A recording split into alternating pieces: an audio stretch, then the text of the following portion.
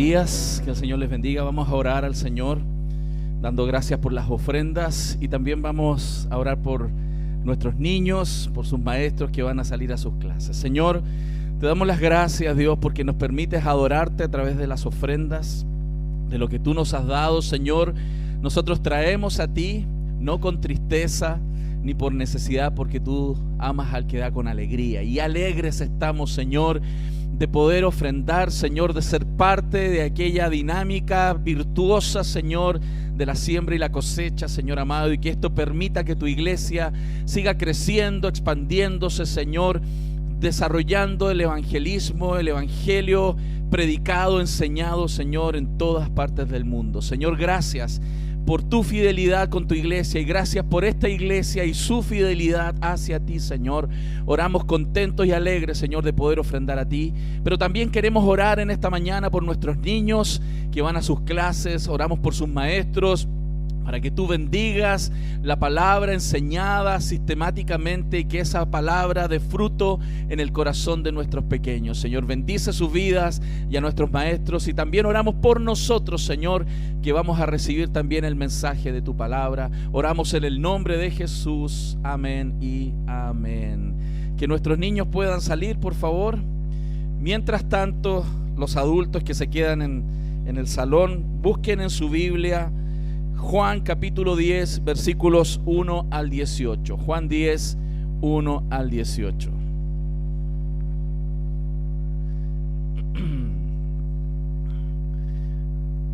Juan capítulo 10, versículos 1 al 18. Tengo que tomar una decisión. O veo el texto o los veo a ustedes. Sí. Ok. Los años han llegado para quedarse y sus consecuencias. Damos gracias al Señor en esta mañana por poder compartir el Evangelio, su palabra. Juan capítulo 10, versos del 1 al 18. Como usted sabe, estamos enseñando las doctrinas de la gracia. Estamos enseñando ese concepto que históricamente ha sido reconocido como TULIP, un acróstico que resume 5 doctrinas fundamentales de las iglesias reformadas, doctrinas de la gracia. Y el día de hoy vamos a la tercera doctrina, la expiación limitada. Y quiero partir, aunque no va a ser exclusivamente este texto, sí es un texto fundamental para la explicación de la doctrina en esta mañana. Juan capítulo 10, versículos 1 al 18 dice así: de cierto os digo, el que no entra por la puerta en el redil de las ovejas, sino que sube por otra parte, ese es ladrón y salteador. Mas el que entra por la puerta, el pastor de las ovejas es. A este abre el portero, y las ovejas oyen su voz, y a sus ovejas llama por nombre y las saca. Y cuando ha sacado fuera todas las propias, va delante de ellas, y las ovejas le siguen, porque conocen su voz. Mas al extraño no seguirán, sino huirán de él, porque no conocen la voz de los extraños. Esta alegoría les dijo Jesús, pero ellos no entendieron qué era lo que les decía. Volvió pues Jesús a decirles: de cierto os digo, yo soy la puerta de las ovejas. Todos los que antes de mí vinieron, ladrones son y salteadores, pero no los oyeron las ovejas.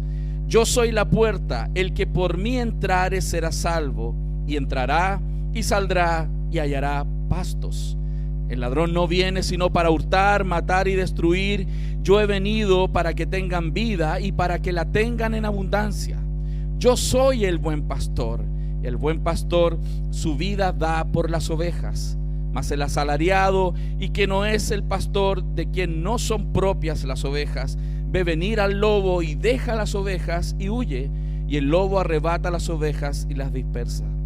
Así que el asalariado huye porque es asalariado y no le importan las ovejas. Yo soy el buen pastor y conozco mis ovejas, y las mías me conocen. Así como el Padre me conoce y yo conozco al Padre y pongo mi vida por las ovejas. También tengo otras ovejas que no son de este redil, aquellas también debo traer, y oirá mi voz, y habrá un rebaño y un pastor. Por eso me ama el Padre, porque yo pongo mi vida para volverla a tomar. Nadie me la quita, sino que yo de mí mismo la pongo. Tengo poder para ponerla y tengo poder para volverla a tomar. Este mandamiento recibí de mi Padre. Señor, estamos delante de ti y en tu presencia hemos cantado, adorado, Señor. Y esperamos, Dios, que por medio de la obra de tu Espíritu Santo tú hables a nuestro corazón y puedas capacitarnos para entender y no solo comprender con nuestra razón, sino que nuestro corazón, Señor, sea impactado por el mensaje profundo y real de tu palabra que da vida y vida en abundancia. Señor, usa a este hombre imperfecto que predica tu palabra perfecta para que la gloria sea tuya y no de aquel que la expone, Señor, y que a través de esto, Señor, tu pueblo se alegre, se goce, salga lleno de ti, Señor, lleno de la identidad que viene de saber quiénes somos en Cristo Jesús. Señor, bendice a tu iglesia, Cristo eterno Redentor. Bendícenos a todos los que estamos acá y a todos aquellos, Señor, que hoy no han podido venir también, Señor, alcánzales en tu gracia, Señor, porque tú no te limitas geográficamente como nosotros. Tú eres un Dios que alcanza a los suyos donde quiera que estén. Señor, te damos gracias en el nombre de Jesús. Amén y amén. Como les decía, queridos, estamos estudiando aquello que se conoce como las doctrinas de la gracia. En este acróstico TULIP se resumen 5 conceptos. Uno es la depravación total, que ya la vimos. La semana pasada Jonathan predicó acerca de la elección incondicional. La tercera es la expiación limitada, que es la que espero ver el día de hoy. Y nos quedan 2 más: gracia irresistible y perseverancia de los santos. Cuando hablamos entonces de expiación limitada, también hay algunos otros nombres que se le ha dado a esta doctrina. La primera definición, que es una buena definición, ha tenido algunos matices para intentar precisar qué es lo que la Biblia está intentando explicarnos y que se ha resumido en estas doctrinas. También se le llama entonces redención particular, o sea que la redención, que es una obra real de Dios y que ha planificado desde la eternidad, tiene un foco, tiene un enfoque, y ese enfoque es bien particular, y eso es lo que espero desarrollar hoy día. Entonces vamos a ver 3 elementos importantes. El primero, vamos a ver algunos términos fundamentales y doctrinales. La iglesia debe aprender doctrina, debemos entender los conceptos que ayudan a resumir lo que creemos. La Biblia es la palabra del Señor. Las doctrinas no son infalibles. Las doctrinas son un esfuerzo que la iglesia ha hecho históricamente por resumir lo que creemos. Porque si alguien me pregunta, ¿qué es lo que tú crees sobre la salvación?, yo podría decirle simplemente, toma, ahí está la Biblia, léela. No, por eso se ha hecho un esfuerzo por resumir para que todos entendamos qué es lo que creemos. Entonces vamos a ver términos fundamentales y doctrinales como primer punto. Segundo, vamos a hablar de esta elección de Dios y la obra de Cristo con más detalle. Y tercero, vamos a ver cuál sería el fruto que esta doctrina debiera producir en nosotros, aquellos que somos hijos escogidos del Señor. Amén. Así que, y no tenemos que tener temor de decirlo y reconocerlo. Somos escogidos del Señor. Somos un pueblo especial, apartado para Dios y para buenas obras. Entonces, vamos a los términos fundamentales y doctrinales. Y espero que esté bien atento hoy día porque vamos a estudiar bastante. Cuando hablamos entonces de doctrinas bíblicas, este término de expiación limitada, cuando pensamos en expiación limitada, lo que no queremos decir es que estamos tratando de limitar el mérito o la capacidad que tiene la obra de Cristo. Cuando decimos expiación limitada, no estamos diciendo el alcance o el potencial del alcance de la obra de Cristo, porque todos sabemos que el potencial de la obra de Cristo es total.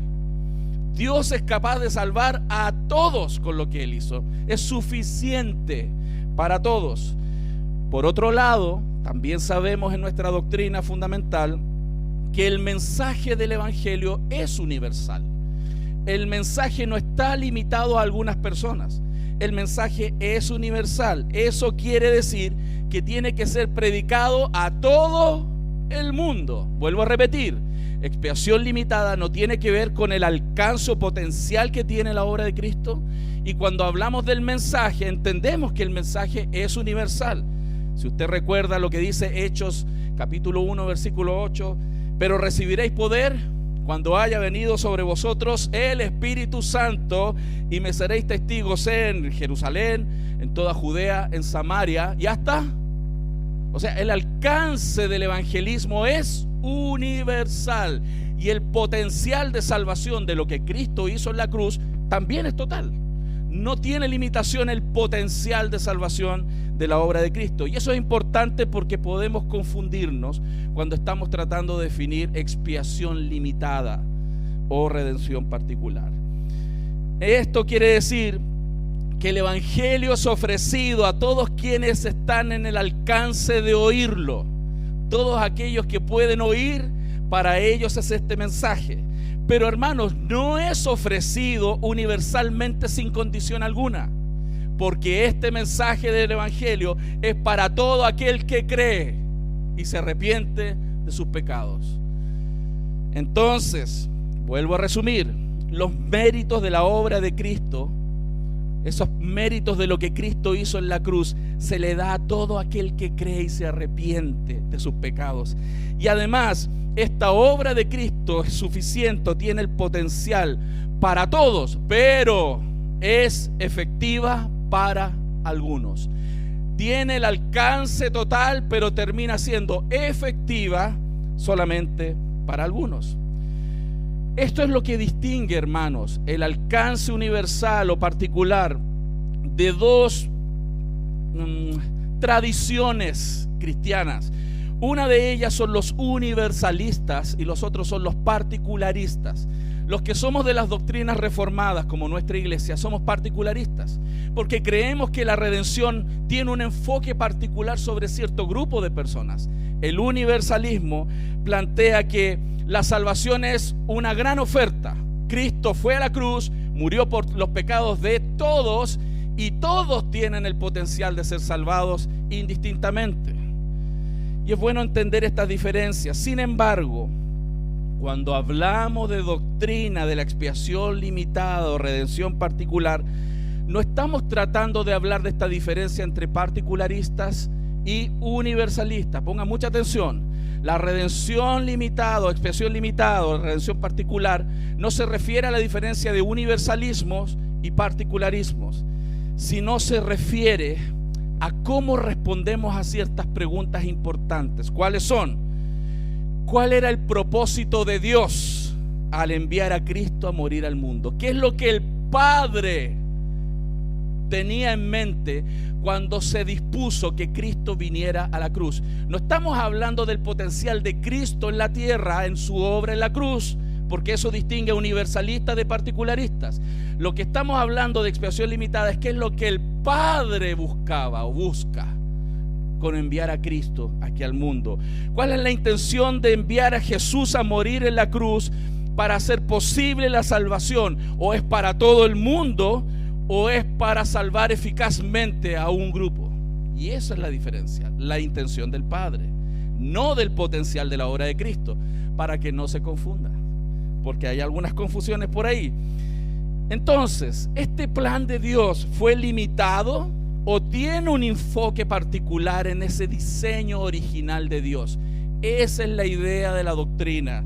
Entonces, este análisis, hermanos, que ha sido histórico, que la iglesia ha tenido que reflexionar y hemos estado reflexionando como iglesia en el mundo a través de los siglos, ha llevado a definir y entender de manera bíblica, como fuente autoritativa, la palabra del Señor, qué es lo que estamos tratando de decir cuando hablamos de elección o expiación limitada. Entonces, estamos queriendo decir que el diseño de Dios tiene propósito para salvar a todo el mundo sin distinción, o va a escoger y salvar a un grupo. ¿Usted tiene en su mano la Biblia? ¿La tiene? Juan capítulo 10, ¿lo tiene ahí? Vamos al verso 11. Dice: yo soy el buen pastor, y el buen pastor da la vida por sus ovejas, por las ovejas. El 14 dice: yo soy el buen pastor y conozco a mis ovejas, y las mías me conocen. Los textos inmediatamente comienzan a resaltar ciertos aspectos. El verso 15 dice: así como el Padre me conoce y yo conozco al Padre y pongo mi vida por las ovejas. ¿Y las abejitas no? No. Las abejas no, las ovejas, ok. Aquí está la diferencia entre los universalistas y los particularistas. Un universalista tomaría este texto y diría que a la luz de esta palabra estarían diciendo: hey, la Biblia ahí está diciendo todos, pongo mi vida por todos, por todo el mundo, por todas las ovejas. No. Analicemos por favor algunos otros versículos. Segunda de Pedro capítulo 3. Busquen su Biblia, Segunda de Pedro capítulo 3. Vamos a ver aquí el texto. Segunda de Pedro capítulo 3.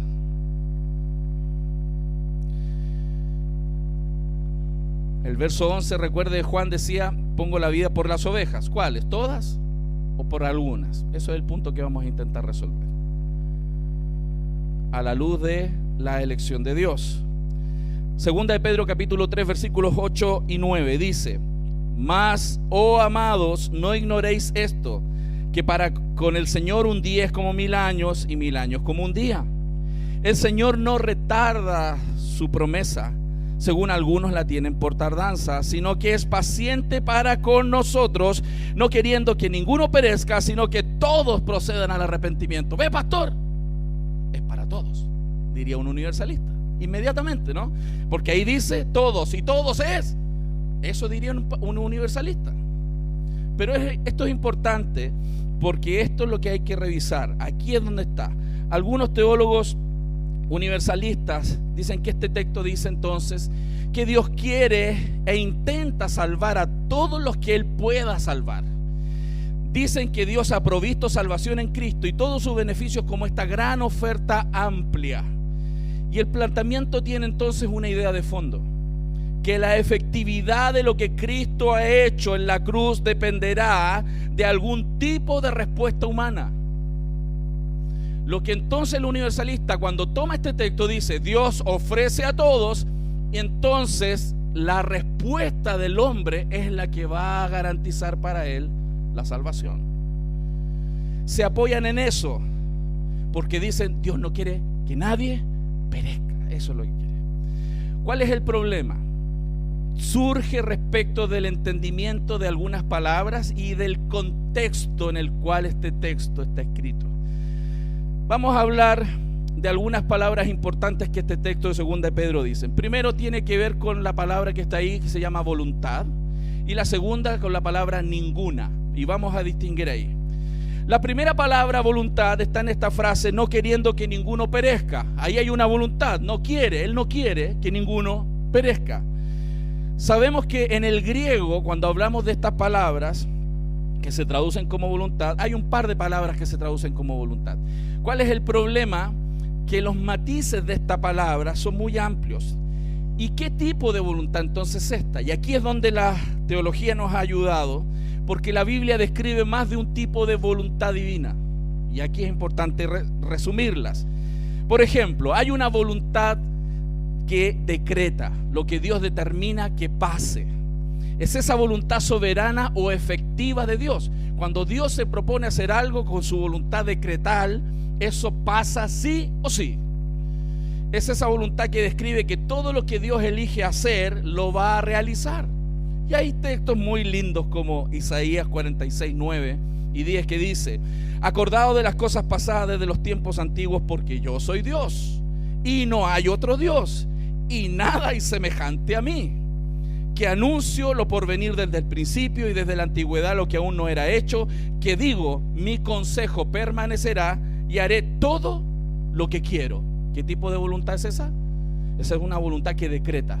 Lo que Dios dice que va a pasar, pasa. Si aplicamos ese texto, ese tipo de voluntad, al texto de Segunda de Pedro, la conclusión sería que nadie tendría que ir al infierno entonces. Porque si Dios decretara que todo lo que Él dice se cumple, y de eso se refiere Segunda de Pedro, nadie se va al infierno. Porque si Él no quiere que nadie se vaya al infierno, nadie se va al infierno. Entonces no está hablando de ese tipo de voluntad el texto de Pedro. Hay otro tipo de voluntad, que es la voluntad preceptiva, que tiene que ver con sus mandamientos. Son preceptos, son leyes, son mandamientos. Dios tiene y manifiesta su voluntad en su ley. Todos lo sabemos. Hay un montón de mandamientos que tenemos que cumplir, ¿cierto? Y hermanos, nosotros tenemos que obedecer los mandamientos del Señor.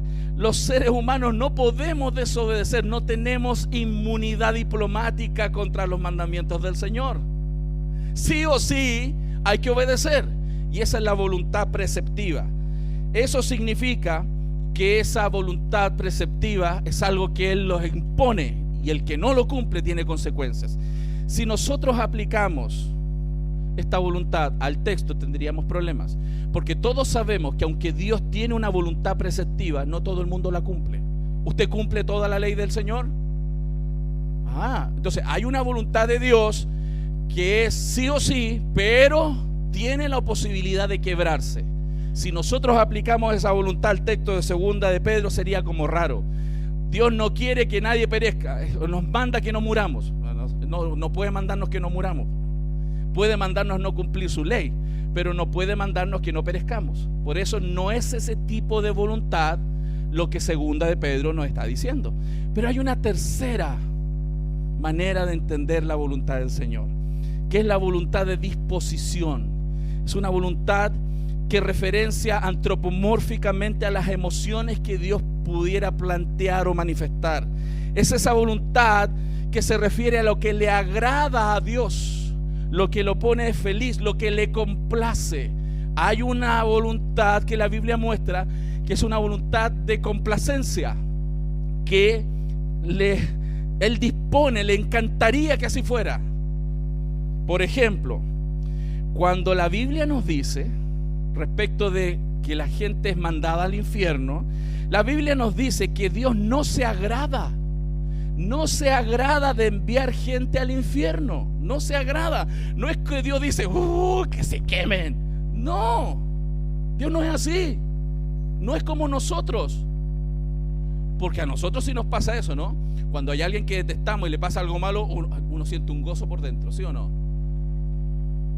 Pecadores, digan la verdad. Dios no se complace de mandar gente al infierno. No. Ezequiel 18:32, en la versión de las Américas, dice: pues yo no me complazco de la muerte de nadie. Y esa es una voluntad. Dios no se complace con la muerte. Entonces, en el sentido disposicional, Dios desea que nadie perezca y que todos procedan al arrepentimiento. Eso es lo que Él desea, es complacencia. Pero Él no se complace con la muerte de nadie. Es como si un juez que tiene un hijo maluco, que es narcotraficante, que lo pillan y él lo tiene que juzgar, él tiene que aplicar la ley y lo tiene que condenar quizás a 30 años de cárcel, y lo va a hacer porque él es el juez y tiene que hacerlo. Pero dígame, ¿él se goza de enviar a su hijo a la cárcel? No, lo haría con lágrimas. Y ese es el tipo de voluntad voluntad de disposición que Dios manifiesta. Entonces, ¿cuál sería la voluntad más apropiada que determina el texto de segunda de Pedro? Primero tenemos que analizar la palabra ninguna que el texto dice. Piensen esto, tengan enfrente segunda de Pedro. El texto dice en el verso 9: no queriendo que ninguno perezca o nadie perezca. No sería en un sentido absoluto sin restricción. Cuidado aquí. Siempre cuando nosotros utilizamos la palabra ninguno o nadie, lo estamos utilizando en referencia a algo más o a alguien más. Ninguno, ¿de qué grupo? ¿De qué tipo? Y eso es importante. Vuelvo a repetir. Leamos del verso 8. Mas, oh amados, ¿a quién le está hablando? A la iglesia. Amados, no ignoréis esto, que para con el Señor un día es como 1000 años y 1000 años como un día. El Señor no retarda su promesa, según algunos la tienen por tardanza, sino que es paciente para con... ¿De quién está hablando? De esa gente que te está escribiendo, de la iglesia. Nosotros, amados, no queriendo que ninguno perezca, sino que todos procedan. Atendamos con cuidado el texto. El texto no dice Ojo con esto, el texto no dice no queriendo que ninguna persona perezca. El texto no dice eso. El texto no dice no queriendo que ninguna persona perezca. La Biblia dice no queriendo que ninguno perezca. Y ese ninguno está definido al grupo de personas que la carta está hablando. ¿Y quiénes son esos? En toda la carta, los escogidos del Señor. Por eso hay que leer bien la Biblia y no poner cosas que no están en el texto. Se está refiriendo a ese grupo de los escogidos. Eso es importante en el texto. Los escogidos, los que Pedro llama los elegidos, son aquellos que Dios ha preordenado para salvación. Y Dios no quiere que ninguno de esos se pierda. Por eso tenemos que evangelizar. No solo Pedro se refiere a este grupo particular de personas, hermanos. No solo Pedro, sino que la Biblia siempre está hablando de los escogidos, de los elegidos, como un grupo distintivo. Es un grupo dentro de un grupo mayor. Dentro de todos los seres humanos hay un grupo que se llama los escogidos de Dios. Pedro no está en silencio respecto de qué grupo él se refiere. El verso 9 lo dice, sino que es paciente para con nosotros, ustedes. Dios es paciente. Dios ha sido paciente y con muchos de nosotros fue paciente por muchos años hasta que nos cayó la teja y Cristo se reveló a nuestras vidas. Estábamos sin esperanza, sin Dios en el mundo, pero Dios te tenía escogido y fue paciente para contigo hasta que te abrió el corazón y viniste a Él. Eso es lo que el texto nos está enseñando. Entonces, ¿quiénes son los nosotros? No es la humanidad de manera indiscriminada, hermanos, sino los creyentes, aquellos a quien Pedro le escribió esta carta. Hermanos amados, Dios no es un espectador del drama de la redención. Dios no está mirando lo que pasa. Dios está obrando. No tenemos un Dios que envía a Cristo a morir en la cruz y luego se espera ahí que alguien lo agarre.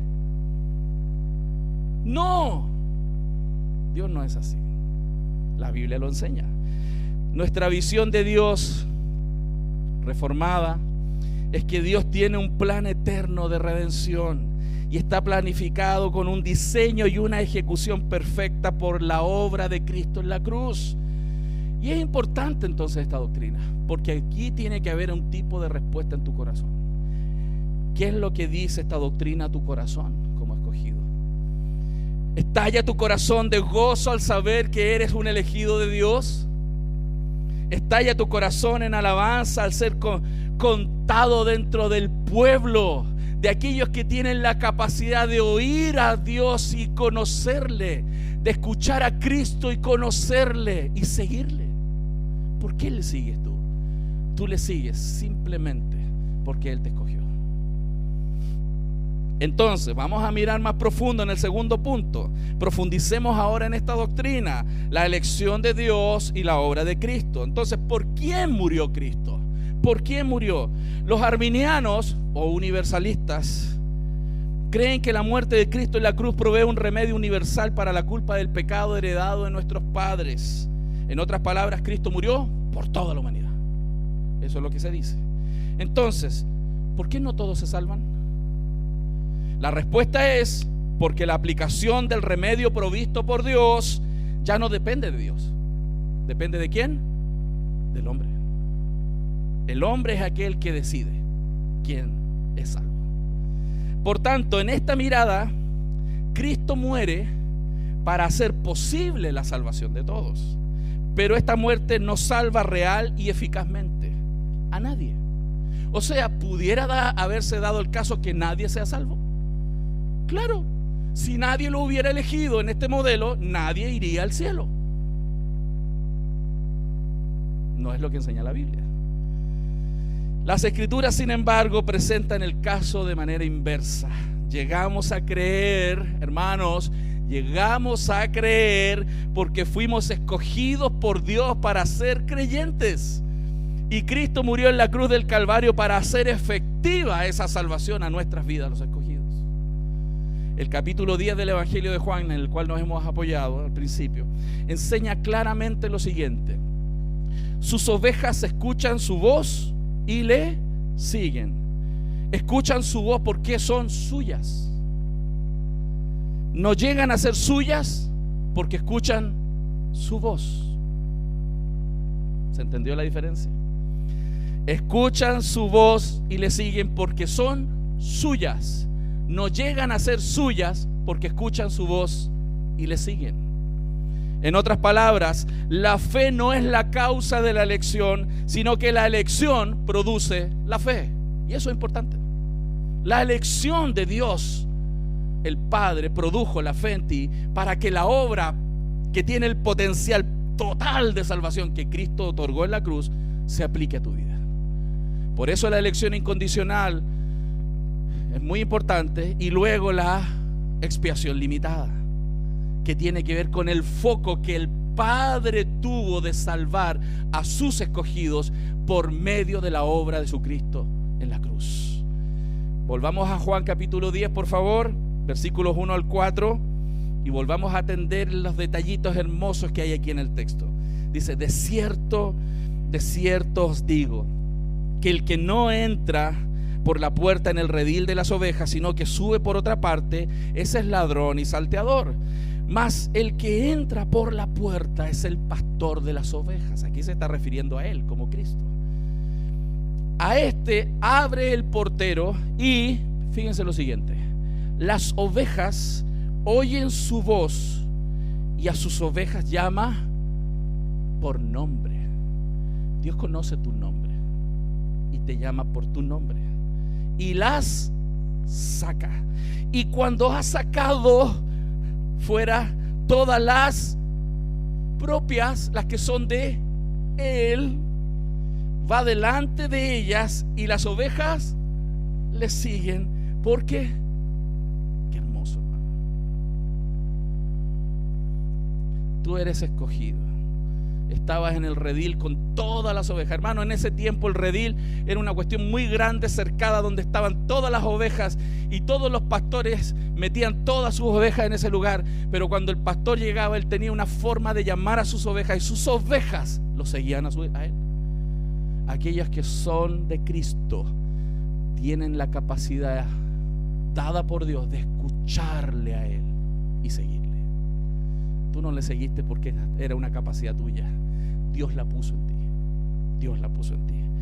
El verso 4 dice: y cuando las ha sacado fuera todas las propias, va delante de ellas, y las ovejas le siguen porque conocen su voz. Verso 11: yo soy el buen pastor. El buen pastor su vida da por las ovejas. Pero miren lo que dice el verso 14: yo soy el buen pastor y conozco a mis ovejas, y las mías me conocen. Verso 15: así como el Padre me conoce, yo conozco al Padre y pongo mi vida por las ovejas. ¿Pero cuáles? Las que el Padre le ha dado. Verso 16: mas tengo otras ovejas que no son de este redil, porque aquellas también debo traer, y oirá mi voz, y habrá un rebaño y un pastor. Habla de otras ovejas también. Este último versículo es muy iluminador. Piensen lo siguiente: aquí en este verso 16 el Señor está afirmando tener otras ovejas que no pertenecen a la nación de Israel, pero que sí le pertenecen a Él. Vea eso: no son de la nación de Israel, pero sí son de Él. Y precisamente porque son suyas, el Señor está comprometido en ir a buscarlas y traerlas. Vea el verso 16, mire: tengo también, eso es tiempo presente, pasado, futuro. Presente. Tengo, en el tiempo de Cristo, cuando Él caminó en la tierra, dijo: tengo, ahora son mías, ahora son mías, y nadie me las va a quitar. Mías. Tengo otras ovejas que no son de este redil, o sea, todavía no están en el redil, pero son suyas. Ahora, a aquellas también debo traer. Eso es tiempo pasado, presente o futuro. Futuro. Son mías, pero las voy a traer. Y oirá mi voz, y habrá un rebaño y un pastor. ¿Quiénes son esas ovejas?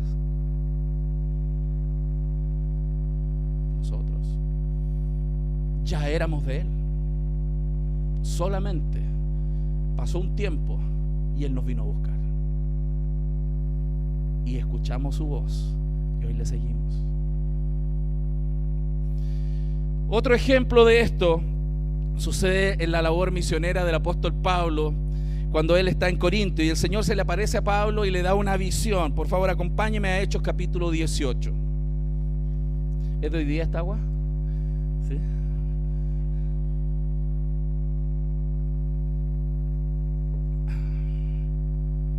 Hechos 18, 9 y 10.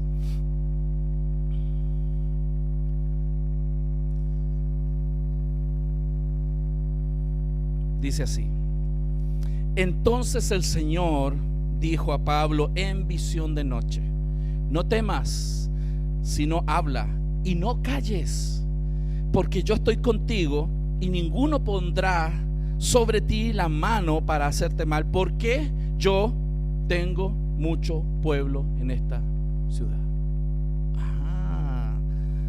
Se está refiriendo a que los corintios incrédulos que estaban en esa ciudad, algunos de ellos serían traídos a salvación a través de la predicación de Pablo.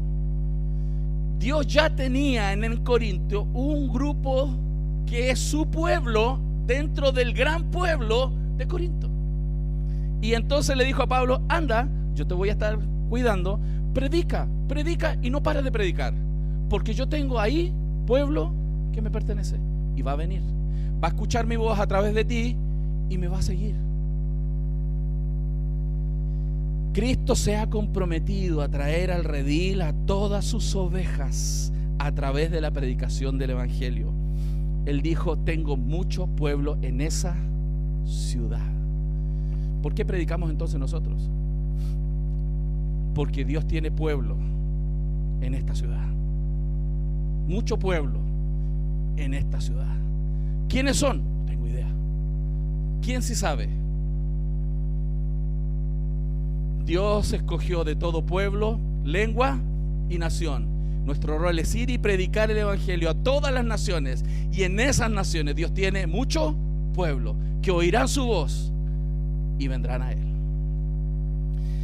Entonces, ¿y cómo es que todas esas ovejas llegaron a ser suyas? ¿Saben por qué esas ovejas son de Cristo? Porque Dios se las dio. Juan 10:29 dice: mi Padre que me las dio. Por eso esto tiene que ver, la expiación limitada, no con la suficiencia o no y el potencial o no de salvación de la obra de Cristo en la cruz. No tiene que ver con eso. La obra de Cristo es suficiente para salvar a todos, pero efectivamente salva a aquellos que el Padre le ha dado al Hijo. Esta misma idea la encontramos en dos párrafos del Evangelio de Juan. Uno es el pan de vida, cuando él habla del pan de vida, y lo segundo, cuando él hace la oración de intercesión, esa oración de Juan 17. Acompáñeme por favor a Juan capítulo 6, texto que leyó en parte al principio nuestro hermano Juan Pablo. Y vamos a poner atención. Verso 35, primero. No vamos a leer todo el capítulo porque es muy largo. Verso 35. Jesús dijo, Juan 6, verso 35, ¿ya lo tiene? ¿Sí? Ok, pongan mucha atención. Jesús les dijo: yo soy el pan de vida, y el que a mí viene nunca tendrá hambre, y el que en mí cree no tendrá sed jamás. Si uno agarra solo ese texto, hermano, uno diría: ve, es una oferta, y el que quiere viene, y el que quiere cree, ¿cierto?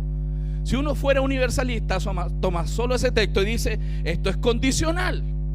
El que a mí viene nunca tendrá hambre, y el que en mí cree no tendrá sed. Pero sigue leyendo, verso 37. Todo el que el Padre me da vendrá. Entonces, ¿quiénes son los que vienen? Los que el Padre le dio. Y si el Padre se los dio, van a venir irresistiblemente. Vendrán a Él. Verso 37. Todos los que el Padre me da vendrán a mí, y el que a mí viene no le he hecho fuera. Verso 38, porque he descendido del cielo no para hacer mi voluntad, sino la voluntad del que me envió. Verso 39, y esta es la voluntad del Padre, el que me envió, que todo lo que me diere no pierda yo nada, sino que lo resucite en el día posterior. Hermano, aquellos que el Padre le ha dado al Hijo van a escuchar su voz, la voz de Cristo, van a venir a Él. Cristo no los va a perder y los va a resucitar en el día postrero, sí o sí. No sé cómo pone tu corazón. Verso 44, ninguno puede venir a mí. Hermano, ¿cuántos pueden venir a Él? Ninguno puede venir a mí si el Padre que me envió no lo trajere, y yo le resucitaré en el día posterior. ¿Qué más claro que eso? Vamos con otra. Juan 17, por favor. Juan 17, versos 6 al 10. Esta oración intercesora de Cristo. Miren lo que dice aquí el texto. Juan 17, verso 6. He manifestado tu nombre, ¿a quién? A los hombres que del mundo me diste, tuyos eran y me los diste, y han guardado tu palabra.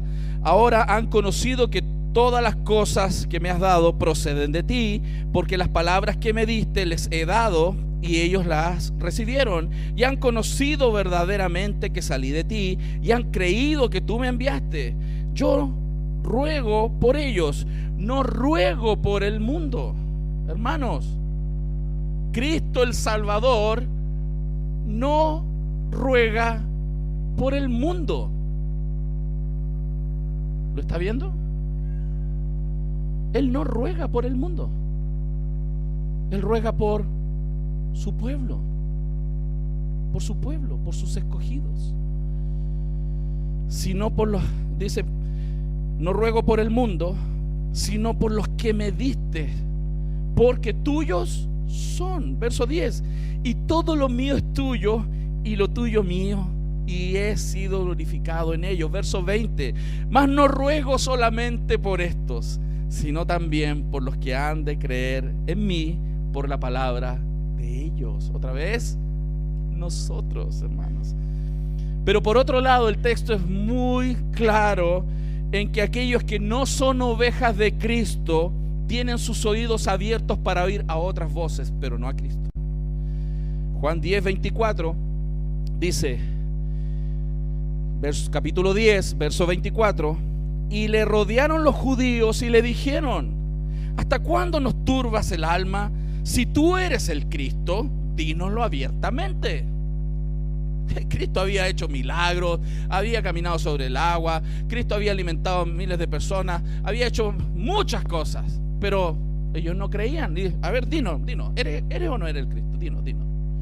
Verso 25, Jesús le respondió, os lo he dicho y no creéis. Entonces, pastor, aquí el que cree. Espérense, las obras que yo hago en nombre de mi Padre, ellas dan testimonio de mí. Pero ¿qué dice el verso 26? Pero vosotros no creéis. ¿Por qué? ¿Por qué la gente no cree? Porque no son sus ovejas. ¿Y quiénes son sus ovejas? Las que el Padre le da. ¿Se está entendiendo? La elección o expiación limitada o redención particular, vuelvo a repetir, no tiene que ver sobre si Cristo es suficiente o no es suficiente. Él es suficiente para salvar a todos los miserables pecadores de este planeta y en toda la historia de la humanidad, en los cuales yo soy el primero. Pero la expiación limitada no se refiere a lo que Cristo tiene capacidad de hacer, sino a lo que el Padre ha decidido hacer y aquellos que el Padre le ha dado. Las ovejas de Cristo manifiestan que son de Cristo porque escuchan su voz y le siguen. Si tú no estás siguiendo a Cristo, estás en un serio problema. Porque si tú no estás siguiendo a Cristo, o yo no estoy siguiendo a Cristo, no soy de Él. Porque los que son de Él escuchan su voz y le siguen. Y podemos estar en una iglesia sin seguirle. Cuidado con eso. Ahora, puede ser que por un tiempo algunos caminen extraviadamente, y es verdad, y pasa por aquí, por allá, como ovejas perdidas, ¿cierto? De la casa de Israel algunos, y otros simplemente medios carneritos de repente, pero después nos damos cuenta que eran ovejitas. Pero tarde o temprano, hermanos, la voz de su pastor ellos van a escuchar y van a volver en arrepentimiento y fe. Por eso esas ovejas que Cristo, por las cuales Cristo dio su vida en la cruz del Calvario, están escogidas como un especial tesoro, hermano. Aquellos que son hijos del Señor no son cualquiera, y no se distinguen por las capacidades o cualidades personales, sino simplemente porque son llamados hijos de Dios. Eso nos distingue. Juan 10, verso 10 al 13: el ladrón no viene sino para hurtar, matar o destruir. Yo he venido para que tengan vida y para que la tengan en abundancia. Yo soy el buen pastor da su vida por las ovejas. Mas el asalariado, el que no es el pastor, de quien no son propias las ovejas, ve venir el lobo y deja las ovejas y huye, y el lobo arrebata las ovejas y las dispersa. Así que el asalariado huye porque es asalariado y no le importan las ovejas. En este contexto, esto se refiere a que habían pastores que son contratados para cuidar las ovejas, y cuando venía un lobo a atacar las ovejas, ellos tienen la responsabilidad de defender las ovejas, agarrarse con el lobo, agarrar un palo y empezar a golpear al lobo para defender a las ovejas. Esa es su responsabilidad porque está contratado para eso. Pero en este contexto, si venían 2 o 3 lobos, se daba por sentado que ese pastor ya no iba a poder salvarla. Entonces podía, en buen chileno, no lo dije yo, salir corriendo. Ya estaba asumido, porque cómo iba a lograr defender a las ovejas. No son de él, no son parte de él. Él está contratado, pero él no puede perder su vida por las ovejas, y se tenía que ir. Por eso el texto está diciendo que en estas leyes, la Mishnah, que era una de las normas que regía el pueblo de Israel, un pastor que estaba contratado tenía que quedarse, salvo que ya fuera más de un lobo. Ahí podía irse. Pero hermano, lo tremendo aquí es que el buen pastor dio su vida por nosotros. Él no salió arrancando de la cruz. Todo el universo en contra de él, la ira de Dios sobre él. Él podría haber dicho: me bajo. No, él murió por nosotros. Él no es un asalariado. Él ama a sus ovejas y da la vida por ellas. Ese es Cristo, ese es nuestro Señor. El verso 15 dice: y pongo mi vida por las ovejas. Verso 18: nadie me la quita, sino que yo de mí mismo la pongo. Tengo poder para ponerla y tengo poder para volverla a tomar. Ese es Jesús, ese es Cristo, ese es nuestro Señor. Cristo no murió en la cruz del Calvario para hacer posible entonces que cualquiera que pudiera salvarse, pero sin asegurar la salvación de ninguno. Cristo dio su vida por sus ovejas, aquellas que el Padre le dio y a las cuales Él conoce por su nombre. Por su nombre te conoce. Ese es el Señor, hermano. Esto fue profetizado. Isaías, por favor, 53. Vamos para allá. Isaías 53, versos 4 al 6.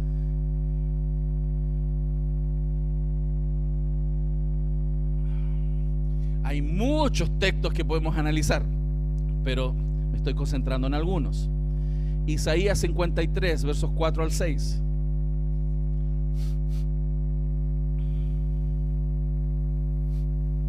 Este mensaje de salvación y elección está en todo lugar de la Escritura. Ciertamente llevó nuestras enfermedades y sufrió nuestros dolores, y nosotros le tuvimos por azotado, por herido de Dios y abatido. Mas Él herido o traspasado fue por nuestras rebeliones, molido por nuestros pecados.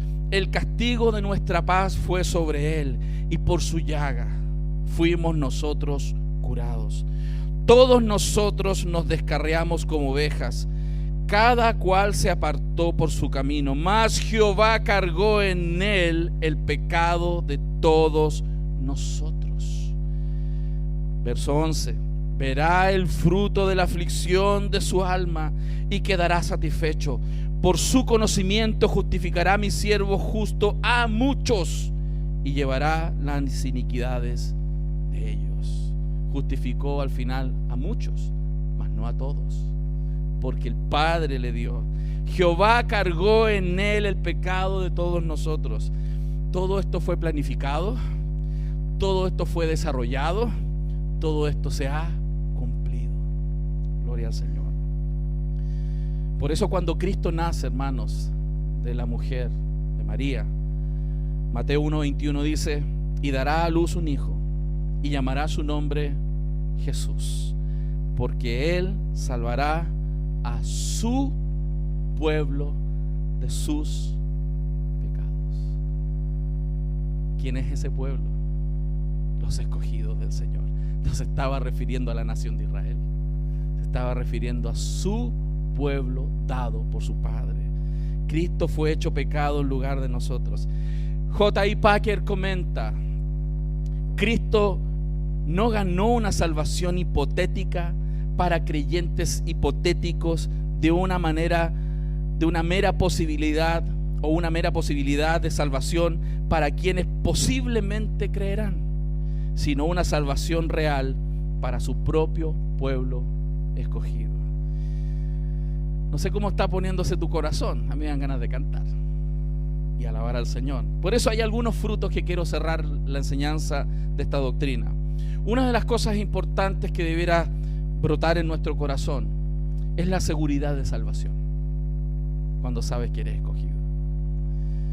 Apocalipsis 20:12 nos dice que en el día final el juez justo leerá la historia de la vida de todos los seres humanos. Se van a abrir los libros, dice así: y los libros fueron abiertos, y otro libro fue abierto, el cual es el libro de la vida, y fueron juzgados los muertos por las cosas que estaban escritas en los libros según sus obras. Imagínense ese día donde toda nuestra vida sea expuesta, todo lo que hemos pensado, todo lo que dijimos y pensamos y no dijimos, o todo lo que dijimos, todo lo que hicimos, todas las intenciones de nuestro corazón van a ser abiertas ahí. Te pregunto, ¿qué prefieres? ¿Qué prefieres? ¿Que se lea tu historial o el historial perfecto de Cristo? ¿Qué nos conviene? Esta expiación limitada o redención particular genera que Dios nos vea no por nuestro historial, sino por el historial de Cristo. Y eso nos da salvación. Romanos 8:32 al 34 dice: el que no escatimó a su propio Hijo, sino que lo entregó por todos nosotros, ¿cómo no nos dará también con él todas las cosas?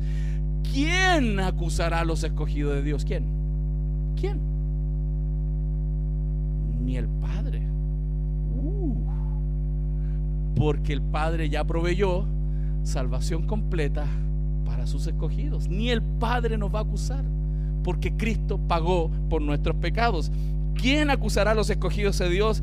Dios mismo es el que nos justifica por Cristo. Nadie nos puede acusar, nadie. ¿Quién es el que condenará? Cristo es el que murió, y más aún, el que también resucitó, el que además está a la diestra de Dios, el que también intercede por nosotros. La expiación limitada o redención particular, hermanos, no priva al creyente de la seguridad personal, sino más bien la fundamenta. Aquel que sabe la doctrina de la redención, de esta expiación limitada, sabe en su corazón que es hijo de Dios, debe tener una seguridad de salvación eterna, a pesar de sus flaquezas, a pesar de sus debilidades. ¿No es para alabar al Señor eso?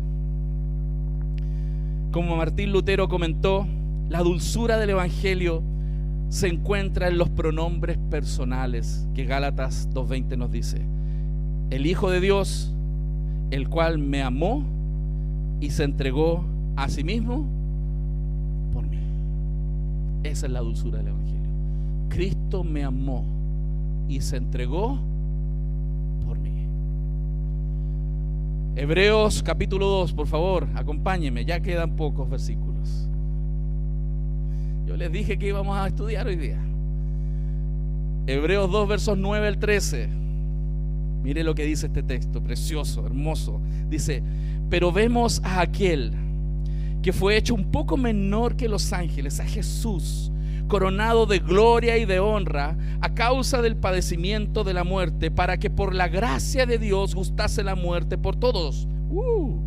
Porque convenía a aquel por cuya causa son todas las cosas y por quien todas las cosas subsisten, que habiendo de llevar muchos hijos a la gloria, perfeccionase por aflicción al autor de la salvación de ellos. Porque el que santifica y los que son santificados de uno son todos, por lo cual no se avergüenza de llamarlos hermanos, diciendo: anunciaré a mis hermanos tu nombre, en medio de la congregación te alabaré. Otra vez, yo confiaré en él. Y de nuevo, he aquí yo y los hijos que Dios me dio. Nuevamente, aquellos que el Padre le ha dado. ¿Qué otra consecuencia debiera generarse entonces en el pueblo del Señor al saber esta redención limitada o expiación limitada, no enfocada? Contrario a lo que argumentan algunas personas, la expiación limitada o redención particular no corta el suministro de la fuerza para el evangelio y la misión. Alguno va a decir: entonces si Dios ya tiene escogido, ¿para qué predicamos? ¿Cierto? Algunos piensan que debiera limitar el trabajo evangelístico. Hermano, todo lo contrario. Porque si Dios envió a Jesús a morir por personas sin distinción, ¿en qué sentido? De todo pueblo, de toda lengua, de toda nación, sean mujeres, sean hombres, asiáticos, africanos, del barrio alto, de los barrios bajos, del sur, del norte, de la cordillera, del mar, y Dios salvó de todo tipo de personas sin distinción, el esfuerzo del evangelismo se torna emocionante, porque sí o sí hay gente ahí. No vamos a perder el tiempo. No vamos a perder el tiempo de llegar a un lugar y no va a haber gente, porque Dios ya tiene su pueblo escogido y vamos a encontrarlos, hermanos. Y cada vez que una persona nueva entre por este lugar, usted puede decir: ese es un escogido de Dios. Entonces no hay que limitarse en el evangelismo, porque hay efectividad. Si no tuviéramos certeza, vamos a echarle para ver si pasa algo. Vamos a evangelizar a ver si logramos algún fruto. Se fija que esa posición universalista va a desmotivar, hermanos, y no se centra en el esfuerzo humano, se centra en que Dios tiene su pueblo y nosotros llamamos a ese pueblo a venir a Cristo. Y Cristo los trae. ¿Por qué? Porque el Padre se los dio. Ellos escuchan su voz, lo oyen y le siguen. Papita. Fíjense, porque cuando pensamos en evangelismo, ¡ay, qué difícil evangelizar en el mundo de hoy! Hoy ya la gente, ¿cómo vamos a evangelizar? La gente nos va a rechazar. Hermanos, hable.